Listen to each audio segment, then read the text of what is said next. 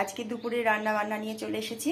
আজকে দুপুরে রান্না বান্না করব হচ্ছে একটা পাঁচমেশালি সবজি দিয়ে তরকারি হবে। এখানে ঝিঙে, পটল, মিষ্টি কুমড়ো, বেগুন, তারপর হচ্ছে কাটোয়ার ডাঁটা, এগুলো দিয়ে একটা তরকারি হবে। আর এখানে হবে বরবটি দিয়ে, বেগুন দিয়ে ভাজা, পোস্ত দিয়ে। আর করব কাঁকরোলের ভর্তা। কাঁকরোলকে গোল গোল করে কেটে নিয়েছি। এই রেসিপিটাই আমি তোমাদের সাথে শেয়ার করব। তোমরা যে কোনোভাবেই কাটতে পারো। কাঁকরোল কেটে ধুয়ে নিয়েছি। এবার এটাকে আমি একটুখানি জল দিয়ে ভাপ দিয়ে সিদ্ধ করে নেব, তাহলে দেখতে থাক। কড়াই দিয়ে দিলাম তেল,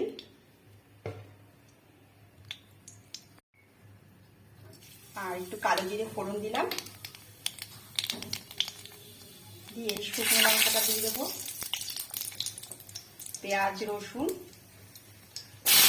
আর লঙ্কা এগুলো দিয়ে দিলাম, দিয়ে একটু ভাজা করে নেবো।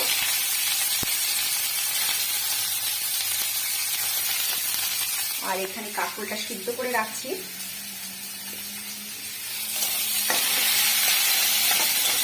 এটা একটু ভেজে নিয়ে তারপর ঠান্ডা হলে একটু মিক্সার গ্রাইন্ডারে পেস্ট করে নেব।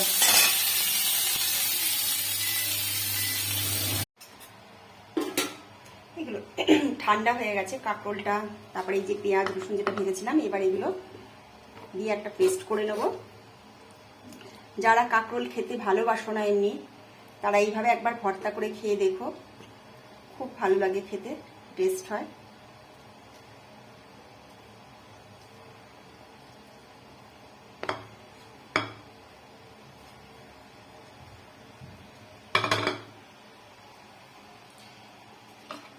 এবার পেস্টটা করে নেব।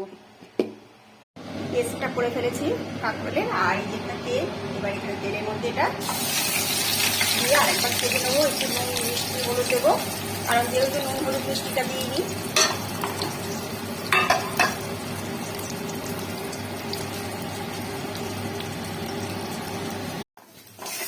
ভর্তা আমার রেডি।